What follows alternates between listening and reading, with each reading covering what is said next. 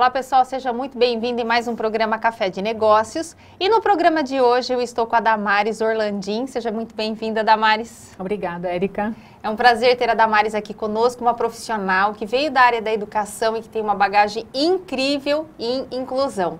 Damares, para que os nossos telespectadores possam te conhecer um pouco mais, conta para o pessoal quem é a Damares.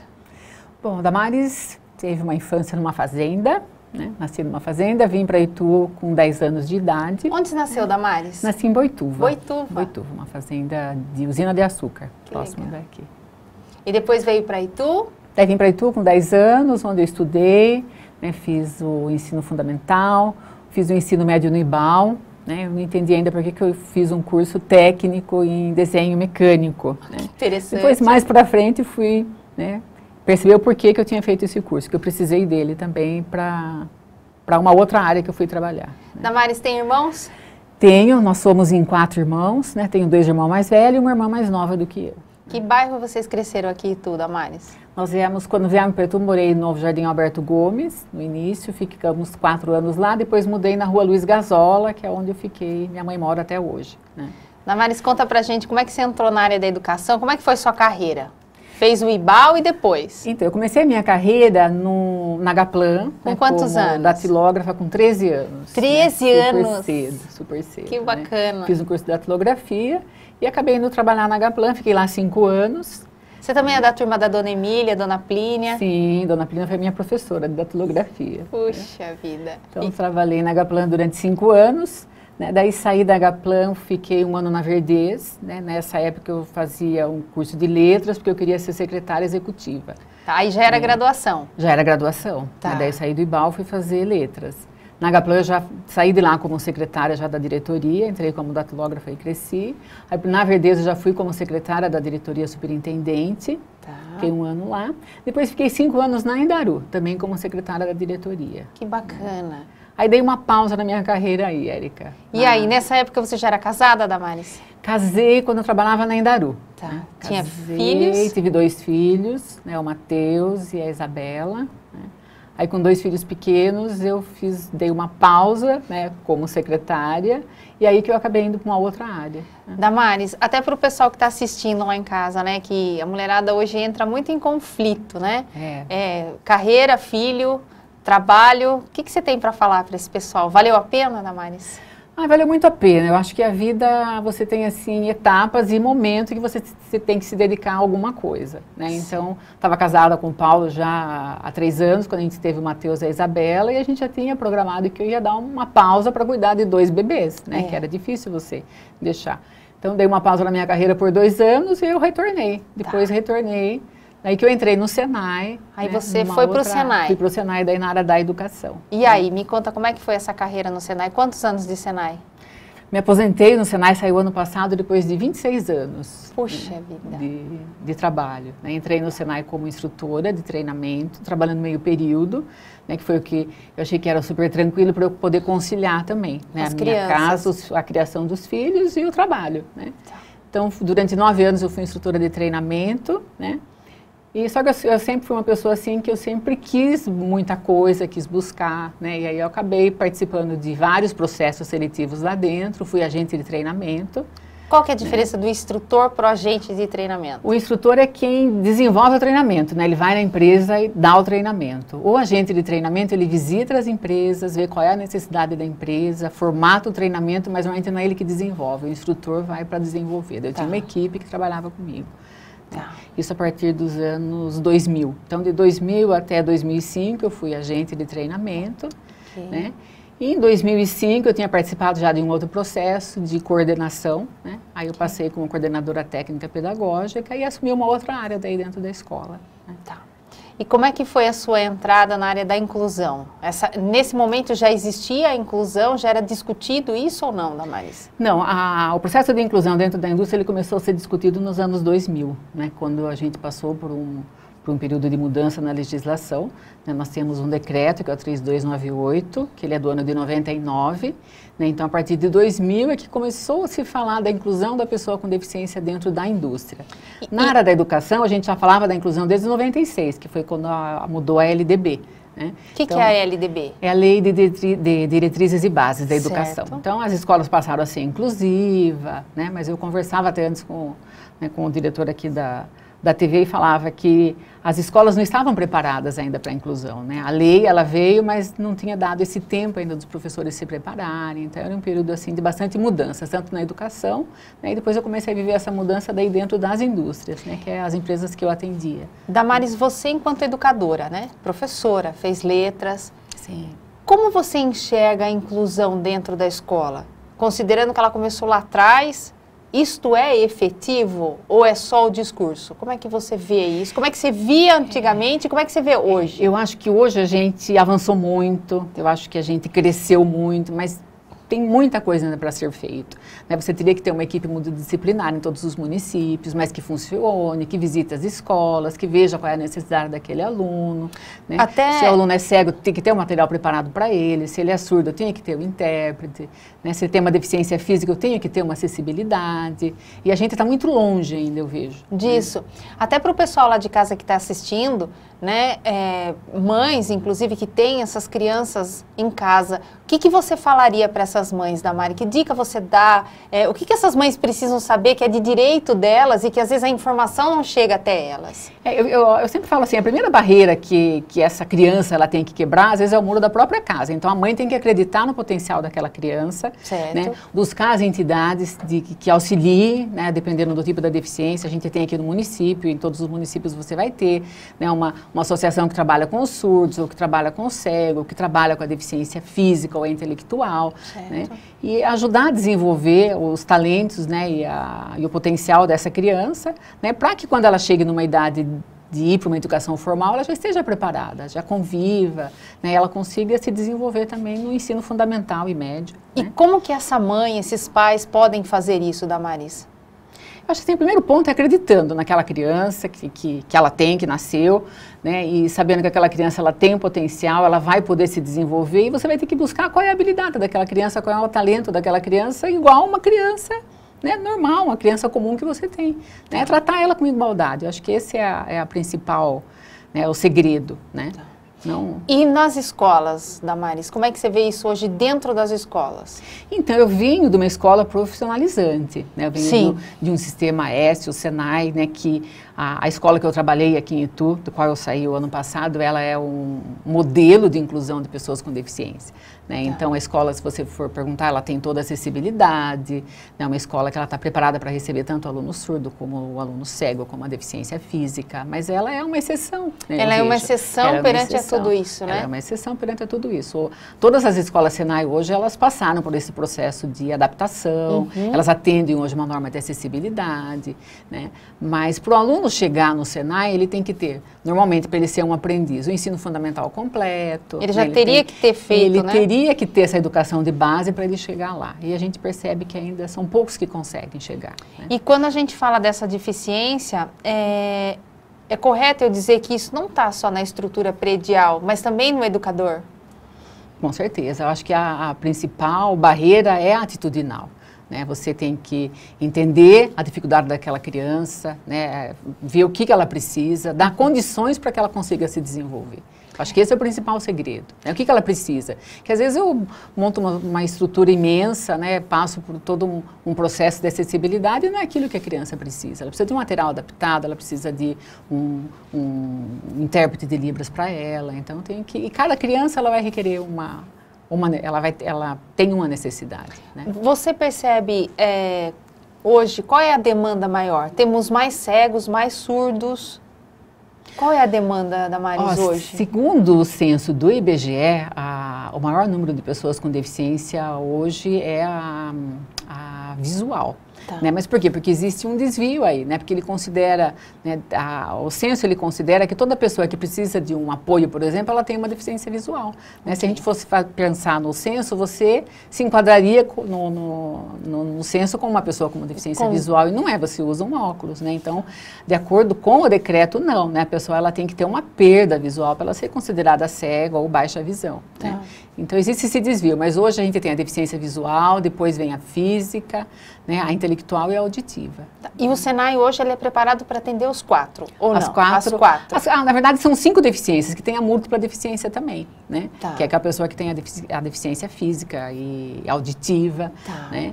E hoje a gente tem a LBI, que está aí de 2016 para cá, que ela considera também a deficiência psicossocial. O que é uma deficiência psicossocial, A Damaris? deficiência psicossocial são as pessoas que têm o que a gente considerava antigamente como uma doença mental, né? Que são a esquizofrenia, né? A psicopatia. Exatamente. Então hoje, né, de acordo com a LBI, essas pessoas também se enquadrariam como deficientes. Como deficientes. Exatamente. Damaris, como ocorre hoje a educação, por exemplo, eu vou matricular uma pessoa que tem essa deficiência visual. Como que acontece essa inclusão hoje dentro da escola? Os alunos são orientados, o professor, como é que acontece isso? Ou simplesmente eu coloco esse aluno lá dentro da escola? Hoje eu acho que está mais assim, eu simplesmente coloco esse aluno lá. Né? Daí que eu vou ver que ele precisa de um material, ele precisa de um material em braille, a prova dele tem que ser em braille, né? Ou ele tem que ter um sistema, um computador que ele possa usar, né? Que ele tenha um software adaptado para ele. Né? Então hoje eu percebo ainda que a gente tem muita dificuldade ainda nesse sentido, né? Nas escolas muito públicas. longe, né? As escolas particulares acho que estão mais preparadas, né? Mas ainda a gente está muito longe, né? Às vezes aquele aluno ele tem um computador como um apoio ali na sala de aula, mas ele não tem esse recurso na casa dele. Então, né? esse faz falta para ele lá. Né? Outro agravante que nós temos. Uma coisa que a gente ouvia, a maquininha Perkins, por exemplo, que é a maquininha do cego, ela faz muito barulho, ela incomoda os outros alunos. Então, quando chegou o software adaptado, então resolveu esse problema da máquina, mas muitas vezes aquele aluno ele não tem o equipamento na casa dele para ele poder estudar. E né? O governo não dá essa assessoria? Deveria dar, Érica, deveria, mas não chega, esse recurso não chega para todo mundo, não. Eu estou falando isso da rede pública, mas que eu não trabalho lá. Né? Sim, eu venho, né, é que você tem esse conhecimento todo... Porque eu trabalho no Senai. Sim. Né? E no Senai, nos programas que a gente desenvolvia, a gente visitava muito a rede pública, não só aqui de Itu. Né? Se a gente pega aqui o estado de São Paulo, é um estado que a gente é muito privilegiado, vamos pensar assim. Mas vai para o norte, para o nordeste, você vê que a dificuldade é pior. É bem maior, né? Bem maior a dificuldade. Damaris, e depois aí você entra então com força efetiva dentro das indústrias. Das indústrias. Então, o que aconteceu? Eu falei do decreto de 99, e no ano 2000, o que aconteceu? O Ministério do Trabalho começou a chamar as indústrias, né? Porque agora a gente tinha uma lei que a indústria ela tinha que ser inclusiva. Né? Então, eu vou pedir para você segurar essa informação, que eu vou pedir para o pessoal lá de casa nos aguardar, que no próximo bloco, eu estou aqui bem curiosa para saber como é que as indústrias hoje, saber se elas estão preparadas ou não para viver essa inclusão que tanto é dito, que nós temos lei para isso. E vamos ver de que forma a Damaris pode nos ajudar. Não saia daí, eu espero você.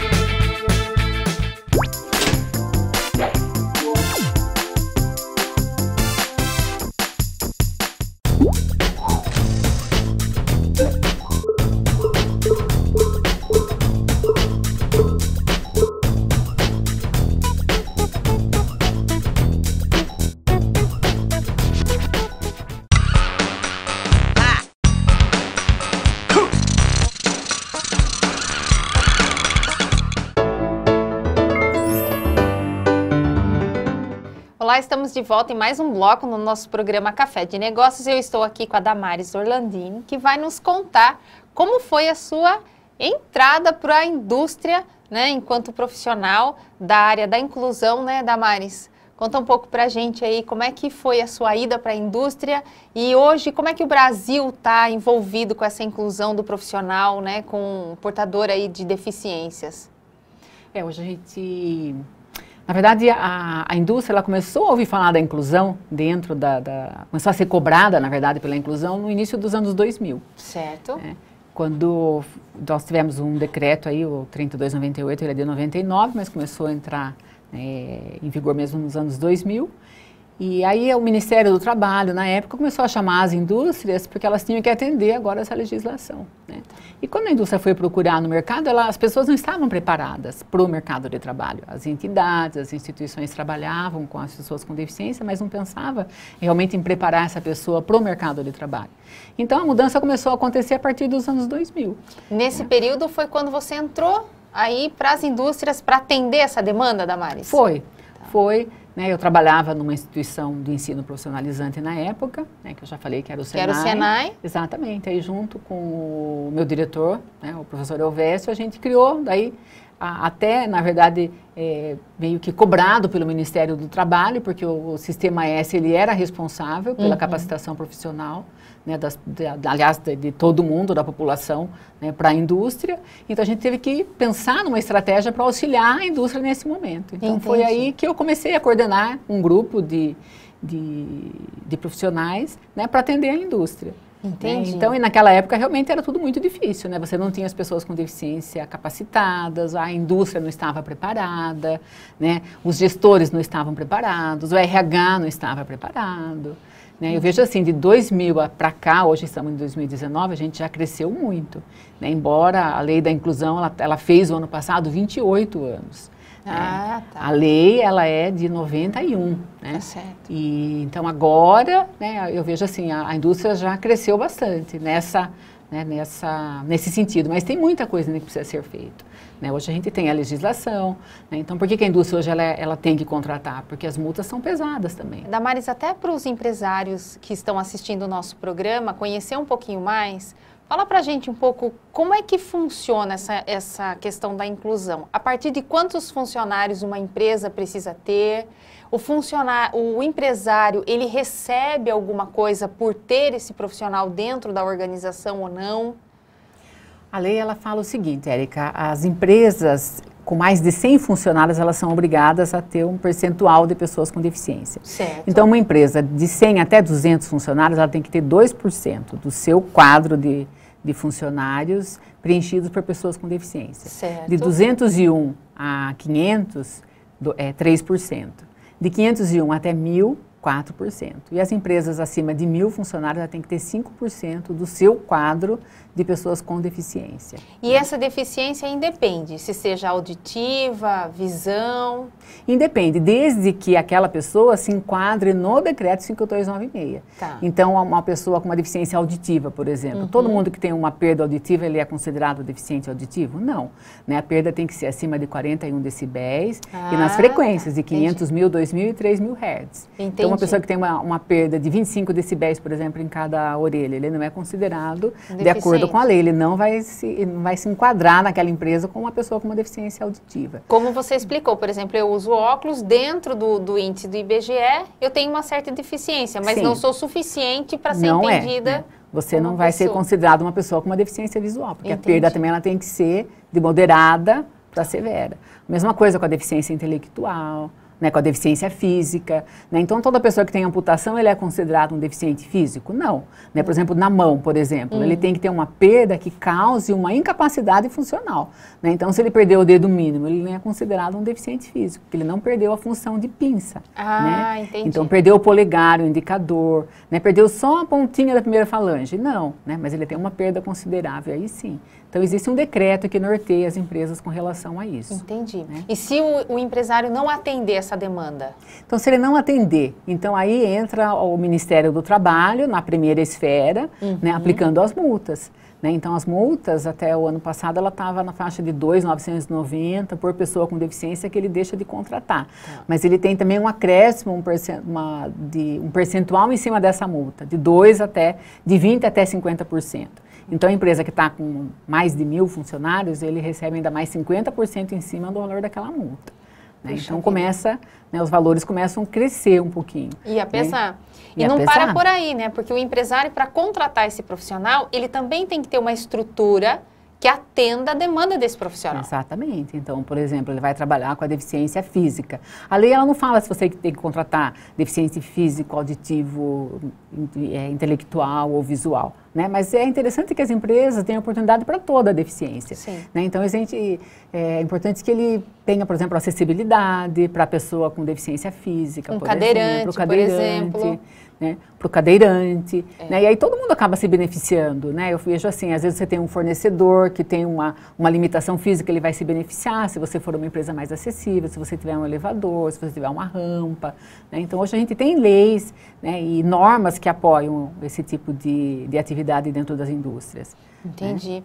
Né? E o empresário ganha alguma coisa tendo esses profissionais, Damares, ou não? Eu vejo assim, ganha em termos financeiros, não. Né? Mas o que a gente consegue ver, e muitas empresas já fizeram isso, por exemplo, uma pesquisa de clima. Então, ele ganha muito com relação ao ambiente de trabalho, à harmonia, né? Então, o clima da empresa fica melhor. E os profissionais aprendem a lidar com a diversidade. Exato, então, eu acho assim, que você ganha muito, né, quando você convive com a pessoa com deficiência. Então, você consegue diminuir absenteísmo, né, porque às vezes eu não tenho nenhuma deficiência, por exemplo, e você tem uma deficiência bem severa. Você não falta, você não chega atrasado, você está sempre de bom humor. Então, você acaba me contaminando também. Fala, nossa, né, por que a Érica é tão feliz e eu não? Né, mal agradecida, às vezes a gente vê. Né? Então, você consegue perceber isso nas empresas que são inclusivas hoje. E existem os níveis, né? Leve de deficiência, severa ou não, Damares? Existe, né? Não é muito correto você classificar assim, né? Leve...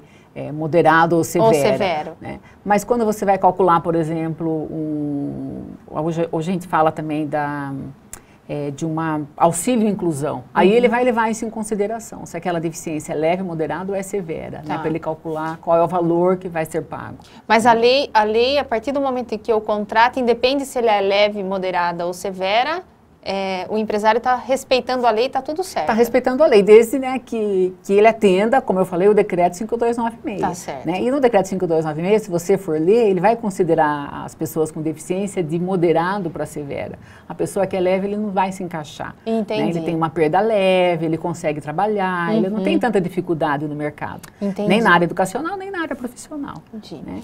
E Damares, você pode falar um pouco, explanar um pouco quais as dificuldades hoje que você vê no processo de contratação? Porque, por exemplo, a área de recursos humanos, eu acho que ali inicia-se todo o processo para a entrada desse profissional e a estada dele dentro da empresa, porque não é só eu recrutá-lo, né? Mas até o processo de recrutamento é um processo diferenciado, porque como é que eu recruto um cego, né? Como é que eu recruto, por exemplo, o surdo-mudo? Se eu não souber falar, né? Se eu não dominar Libras, eu não vou conseguir falar com esse profissional. Com ele, exatamente. Como é que eu faço uma entrevista com o surdo? Eu vejo assim, até na entrevista, né, o surdo, por exemplo, ele acaba levando o intérprete com ele, ou a própria mãe, alguém da família, acaba fazendo essa ponte. Né? Então ele passa pelo processo e a empresa está feliz e ele está trabalhando. Ele tem esse respaldo, Hoje eu vejo assim, a principal dificuldade da indústria é reter aquele talento. Muitas vezes ela investiu, ela treinou, né, porque o RH, eu vejo que hoje, né, depois de tantos anos, ele está mais preparado. Né? Então sempre tem alguém que vai entender um pouquinho da língua de sinais, vai ter alguém que vai conhecer um pouquinho de braille, né, ou que vai saber lidar com a deficiência intelectual ou física. Né, mas o gestor muitas vezes não está preparado. Sim. Né, ou então o gestor está preparado. Né, aí os colegas de trabalho não estão preparados. Isso. Então eu acho que hoje você tem que preparar não só o RH, mas preparar os seus gestores e preparar todos os colaboradores. Porque nós, Érica, a gente não conviveu com a diferença. Né, nós deveríamos lá na nossa infância, quando a gente fez o ensino fundamental, a gente ter convivido com a pessoa com deficiência, mas isso não aconteceu na nossa geração. Né?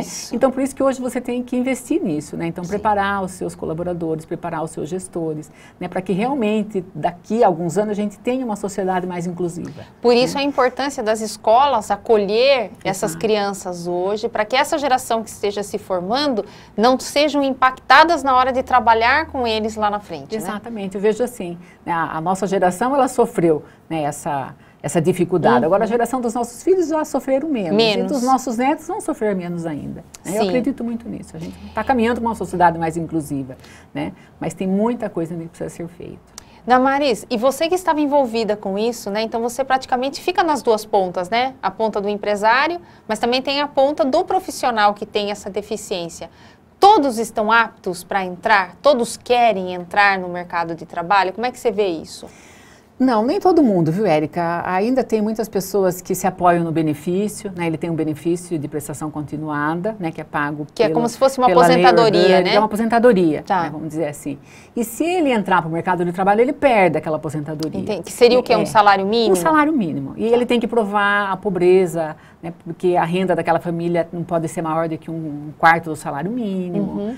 Mas mesmo assim, ele se apega muitas vezes nesse benefício, né? Ele tem medo de abrir mão do benefício, ir para o mercado de trabalho e perder o emprego.